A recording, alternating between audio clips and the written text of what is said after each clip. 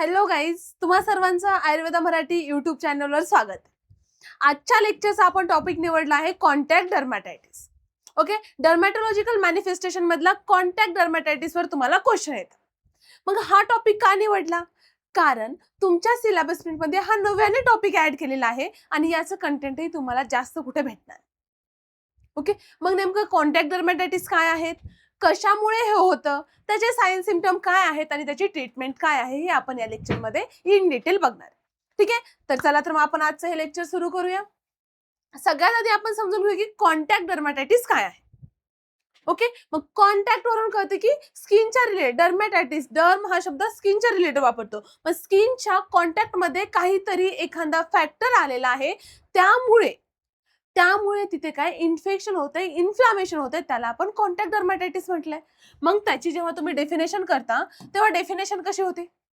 Contact dermatitis is a skin directly react to the something in the environment. Skin काय करते? Direct react करते. बाकी सगळ्या diseases मध्ये जनरली काय होतं, तो डिसीज किंवा तो इन्फेक्शन बॉडीमध्ये जातो, नंतर इम्युन सिस्टम ऍक्टिव्हेट होते, बाकी सगळं होतं. पण कॉन्टॅक्ट डर्मॅटायटिस मध्ये डायरेक्ट स्किन अफेक्ट करते, एन्व्हायरमेंटल जो काही कॉज आहे त्यावर. आणि त्याच्यामध्ये मेन काय असतं? इची रॅसेस असतात. Causes and itchy rashes. पण डर्मॅटायटिस म्हणजे काय? मेडिकल टर्म आहे जी की आपण काय स्किनच्या इन्फ्लामेशन साठी वापरतो.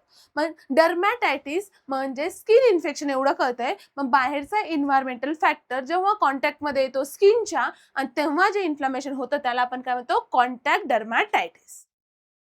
ओके, क्लिअर डेफिनेशन सगळ्यांना? काय? Contact dermatitis is a skin directly react to the something in the environment that causes an itchy rashes. आणि नंतर मग डर्मॅटायटिसचे तुम्हाला डेफिनेशन बघायला. पुढे काय म्हणतात? It is a reaction trigger by the coming in to the contact with. म्हणजे कोणता तरी जो काही एक्सटर्नल फॅक्टर आहे तो डर्म ह्या लेअरच्या कॉन्टॅक्ट मध्ये आला की स्किन काय करते? इट सेल्फ त्यावर रिॲक्ट होते आणि त्यालाच आपण कॉन्टॅक्ट डर्मॅटायटिस म्हणतो. ओके, मग जे काही इपिडर्मल लेअर आहे, डर्मिस लेअर आहे, डर्मिस लेअरच्या कॉन्टॅक्ट मध्ये आल्यावर कॉन्टॅक्ट डर्मॅटायटिस आपण त्याला जनरली नाव देतो. मग कॉन्टॅक्ट डर्मॅटायटिसचे दोन टाईप आहेत, ॲलर्जिक आणि irritant. Allergic and irritant. Allergic वरून काय कळतं?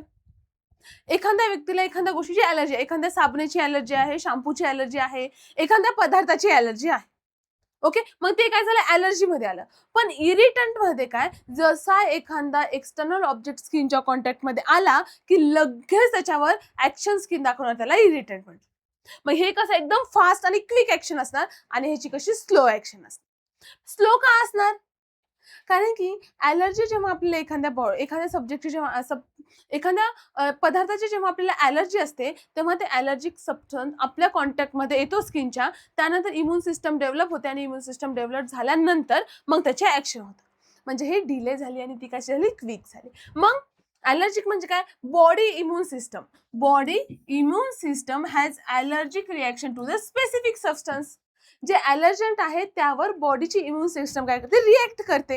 हे झालं त्याचं मेकॅनिझम. याचा स्प्रेड कसा आहे? डिले आहे. Take the severe days after the exposure to the itchy rashes to develop. आणि त्यानंतर काय म्हटलंय? हिचं प्रायमरी सेन्सेशन काय आहे? Intensive itching. ठीक आहे, त्याच्यामध्ये काय असते? इंटेन्सली इचिंग हे त्याचं काय प्रायमरी साईन आहे. मग ते जेव्हा आपण इरिटंट मध्ये बघतो तेव्हा डायरेक्ट फिजिकल और chemical damage to the skin barrier by an irritating substance. Irritating सबस्टन्सद्वारे डायरेक्ट स्किनच्या बॅरियरमध्ये काय होणार आहे? फिजिकल और केमिकल डॅमेज होणार. पण याच्यामध्ये काय इम्युन सिस्टम डेव्हलप होते आणि त्यानंतर ॲलर्जिक रिॲक्शन दिसतात. आणि ही कशी असते? क्विक असते. क्विक रॅशेस डेव्हलप होतात. आणि याचं काय? Painful often with the burning और स्टिंगनिंग सेन्सेशन.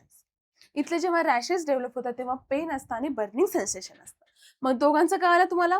कॉन्टॅक्ट डर्मॅटायटिस मध्ये तुम्हाला 2 पॉईंट सांगितले. त्याच्यामध्ये काय सांगितलं? ॲलर्जिक डर्मॅटायटिस आणि irritant dermatitis. Allergic due to the allergy आणि irritant due to the extensive substance. Okay, मग आता हे कशामुळे होतं हे पण माहिती असलं पाहिजे. कॉमन ट्रिगर पॉइंट्स कोणकोणते आहेत जे की आपल्या डेली लाईफमध्ये आपल्याला आजूबाजूला भेटतात? ज्वेलरी, गोल्ड, कॉपर, सिल्वर याच्या ज्या काही ज्वेलरी आहेत, नेकलेस आहे, टाईन आहे, त्याच्यामुळे होऊ शकतं. किंवा ज्वेलरी झाला पहिला पॉईंट. तर skin care products, skin care products same products असतात, सेम प्रोडक्ट्स एका व्यक्तीला सूट होतात पण दुसऱ्याला सूट होत नाही. ठीक आहे, मग त्या स्किनमध्ये चेंजेस असतात, स्किनचे जे काही मॉर्फोलॉजी आहे त्यामध्ये चेंजेस असतात, म्हणून सगळ्यांना आपण सेम प्रोडक्ट सजेस्ट नाही करत. मग स्किन केअर प्रोडक्ट्समुळे किंवा पेंट्स, वॉर्निश याच्या जर कॉन्टॅक्टमध्ये आला तर होऊ शकतं. तसंच बोटॅनिकल जे काही प्लांट्स आहेत, प्लांटचा एखादा पार्ट आहे, त्या पार्टच्या कॉन्टॅक्टमध्ये जर स्किन आली त्यामुळे पण डर्मॅटायटिस होऊ शकतो. तर फ्रॅग्रन्स, परफ्युम्स, तर रेझिन, प्लास्टिक ह्याच्या कॉन्टॅक्टमध्ये आल्यामुळे किंवा जे काही मेडिकेशन ड्रग्स आहेत, काही जणांना पेनिसिलिनची ॲलर्जी असते, मग त्याच्यामध्ये पेनिसिलिनच्या ऐवजी आपण दुसरे ड्रग्स वापरतो. मग काय मेडिकेशन्स, नंतर प्रिझर्वेटिव्स और केमिकल्स और हेअर ड्रायमुळे पण होऊ शकतं. ओके, हेअर डाय तुम्ही कोणता वापरताय, कोणत्या कंपनीचा वापरताय, तुम्हाला सूट होते का त्यावर डिपेंड आहे. मग हे काय झाले, डेली लाईफमध्ये एक्झाम्पल्स झाले. ओके, काय jewelleries, hair dye, antibiotics, botanical plants, fragrance, resins, paints, jewelleries, skin products, हे इन जनरल एक्झाम्पल्स जे की तुम्ही एक्झाममध्ये लिहू शकता. ओके, मग काय झालं, त्याची डेफिनेशन बघितली, डायग्नोस्टिक बघितले, 2 प्रकारचे आपण केलं आणि आता काय आपण कॉमन ट्रिगर पॉईंट बघितले. तसंच ट्रिगर पॉईंटमध्ये काय ऑर्नामेंट बघा.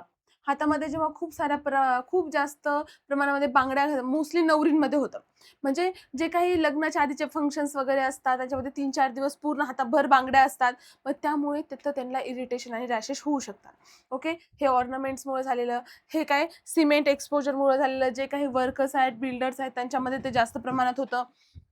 पुढे क्लॉथ्समुळे झालेलं, बेल्ट, क्लॉथ याच्यामुळे झालेली पण कॉन्टॅक्ट डर्मॅटायटिस आपल्याला बघायला भेटते. ओके, त्यानंतर मग आता काय होतं नेमकं, कॉन्टॅक्ट डर्मॅटायटिसच आहे हे कसं ओळखायचं, कारण की तिथं वेगवेगळे फीचर दिलेत. एक तर त्याचा कलर, पहिला काय कलर कसा असतो, रेड पर्पल कलर असतो, darken than the natural skin. Natural skin पेक्षा कसा रेड असा पर्पल कलरचा त्याचा कलर असतो.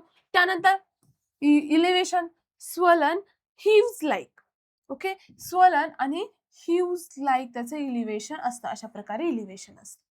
ओके, त्यानंतर टेक्स्चर कसं असतं, bumpy with the small cluster of the pimples. म्हणजे ते जे काही तिथं पिंपल्स येणार आहेत त्या पिंपलमध्ये काय असतं, फ्लुइडचं ॲक्युम्युलेशन असतं. मग फ्लुइड्स असल्यामुळे ते कसे पंपी दिसणार आहेत, बंपी दिसणार आहेत, म्हणजे त्याच्यामध्ये फ्लुइड आहे हे आपल्याला कळतंय. नंतर सरफेसमध्ये फ्लँकी अँड स्केलिंग सरफेस असेल. पुढे डिस्चार्जमध्ये oozing blood or the pus and then सेन्सेशनमध्ये काय पेनफुल इंटेन्सिव्ह सेन्सेशन्स असतात. ओके, मग हे काय झालं, त्याचं कलर रेड और पर्पल, नॉर्मल स्किन कलरपेक्षा ते कसा डार्क रेड असतो. त्यानंतर टेक्स्चर, इलिव्हेशन अँड देन काय surface discharge and sensation. Okay, आणि हे काय इट कॅन बी स्प्रेड. जर याच्या कॉन्टॅक्टमध्ये दुसऱ्या अदर बॉडीचा पार्ट आला किंवा हे जे काही छोटे छोटे पिंपल्स आहेत ते पिंपल्स जर फुटले आणि ते जर पाणी दुसऱ्या बॉडीच्या ऑर्गनशी लागलं तर आपल्याला तिथं स्प्रेड पाहायला भेटते. ओके, मग कॉन्टॅक्ट डर्मॅटायटिस स्प्रेड होतं. मग हे काय झाले, त्याचे क्लिनिकल प्रेझेंटेशन झाले आणि क्लिनिकल प्रेझेंटेशन तुम्हाला या 6 पॉईंटच्या आधारेच लिहायचे आणि ही इमेज पक्की डोक्यामध्ये ठेवायची. ओके, ह्याच्यावरून तुम्हाला कलर कळतंय, ह्याच्यावरून तुम्हाला काय कळतंय, इलिव्हेशन्स कळतंय, ह्याच्यावरून तुम्हाला टेक्स्चर कळतंय, हे स्कॅलिंग सरफेस आहे, डिस्चार्ज बघा आणि सेन्सेशन्स.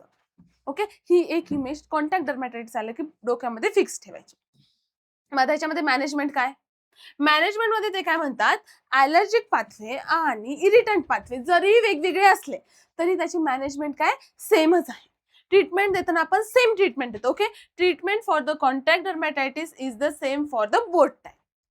कॉन्टॅक्ट डर्मॅटायटिसची बोथ टाईपसाठी ट्रीटमेंट ही काय सेम आहे. आणि फर्स्ट लाईन ऑफ ट्रीटमेंट काय, फर्स्ट लाईन ऑफ ट्रीटमेंट काय आहे, अवॉइडन्स.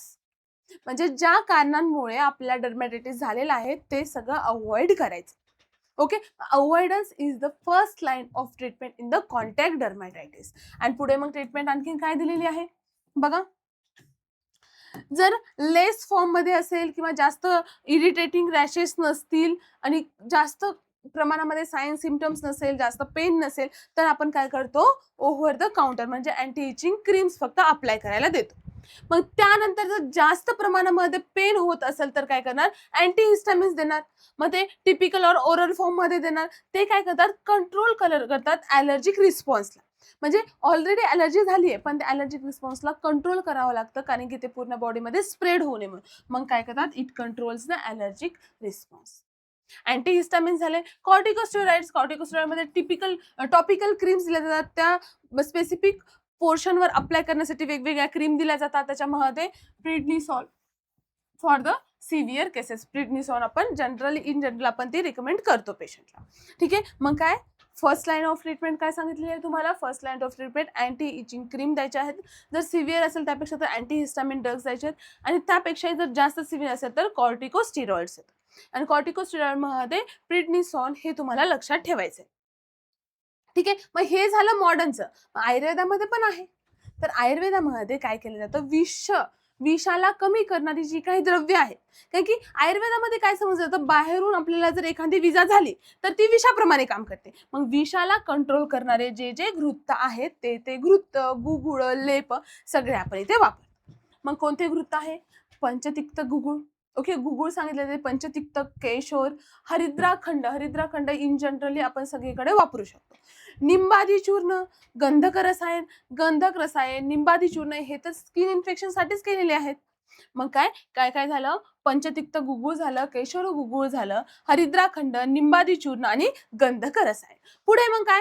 गिलोय सत्व पण खूप चांगलं करतं. आणि मुक्ता शुक्ती भस्म, जर बर्निंग सेन्सेशन असेल, दाह होत असेल तर आपण मुक्ता भस्म वापरतो. नंतर रसमाणिक्य, पटोल, कटू, रोहिणे आदी कषाय, नंतर खदीर आदी, महारासन आदी जे काही आसम आहेत अरिष्ट वापरतो. आणि नीलपमरादी तेल. यातले लक्षात काय राहणार आहेत? गुगुळ लक्षात राहणार आहेत, पंचतिक्त, केशोर, हरिद्राखंड लक्षात राहील, निंबचूर्ण लक्षात राहील आणि तुमचं काय गंधक रसायन लक्षात राहील. नंतर इकडचे पण सोपे बघा, मुक्त शुक्ती भस्म राहील, गिलोय राहील, रसमाणिक्य राहील, पटोलक आदी हे तुमच्या लक्षात राहील की नाही माहिती नाही, कारण की हे नॉर्मली यूज केलं जात नाही, पण स्किन डिसीजवर याचे खूप चांगले रिझल्ट आहेत. ओके. आणि मग तुम्हाला काय अरिष्टामध्ये खदीर अरिष्ट आणि महामंजिष्टादी अरिष्ट, इतक्यापैकी तुम्हाला ऍटलीस्ट 7-8 जरी लक्षात राहिले तरी बस आहे. ठीक आहे. तर मग ही काय झाली तुमच्या डर्मॅटोलॉजिकल मॅनिफेस्टेशनची आयुर्वेदिक ट्रीटमेंट. ओके. पुढे शतधौतघृत पण तुम्ही अप्लाय करू शकता, काही प्रॉब्लेम नाही. ठीक आहे. मग इथं आपला एकदम छोटा आणि सोपा असणारा टॉपिक कॉन्टॅक्ट डर्मॅटायटिस संपतो. डर्मॅटोलॉजिकल मॅनिफेस्टेशन मधला एक छोटा टॉपिक आहे कॉन्टॅक्ट डर्मॅटायटिस. ठीक आहे. क्लिअर सगळ्यांना? सगळ्यात आधी आपल्याला डेफिनेशन लिहायची. काही अगतचा कोणताही क्वेश्चन विचारतो सगळ्यात आधी डेफिनेशन लिहायची आहे. डेफिनेशन पासून सुरुवात केली की तो पेपर एकदम अट्रॅक्टिव्ह वाटणार. मग डेफिनेशन लिहिली, टाइप्स लिहिले, टाइप्समध्ये वेगवेगळे तुम्हाला त्याची टाइप्स 2 प्रकारचे टाइप्स सांगितले आणि त्याच्यामध्ये काय लिहायचं हे पण सांगितलं. नंतर मग जनरली कशामुळे होते, कोणत्या सब्जेक्ट्समुळे आपल्याला ॲलर्जी होते ते आपण बघितलं. इन जनरल लाईफमधलेच आपण सगळे एक्झाम्पल्स घेतले होते. तर सायन्स बघितले, सायन्स सिम्पटम म्हटलं की ती एक इमेज डोळ्यापुढे आणायची आणि 6 पॉइंट्स इथे लिहायचे. आणि नंतर आपण काय बघितले? ट्रीटमेंट बघितली. ठीक आहे. क्लिअर सगळ्यांना? कॉन्टॅक्ट डर्मॅटायटिस छोटासा टॉपिक होता पण खूप जास्त इंटरेस्टेड आणि एक्झामसाठी महत्त्वाचा टॉपिक आहे. ओके. ठीक आहे. इथं आपलं हे संपतंय. भेटूया आपण पुढच्या लेक्चरमध्ये आणखीन एखादा इंटरेस्टेड टॉपिक घेऊन. तोपर्यंत तुम्हाला काय करायचंय? आत्तापर्यंत झालेले लेक्चर्स, आत्तापर्यंत झालेले जे काही इम्पॉर्टंट पॉईंट्स आहेत ते सगळे पुन्हा रिवाईज करायचे आहेत. आणि हा पण पॉईंट तुम्हाला काय करायचा आहे? रिवाईज करायचा आहे, नंतरच पुढचं लेक्चर बघायचं. ओके. ठीक आहे.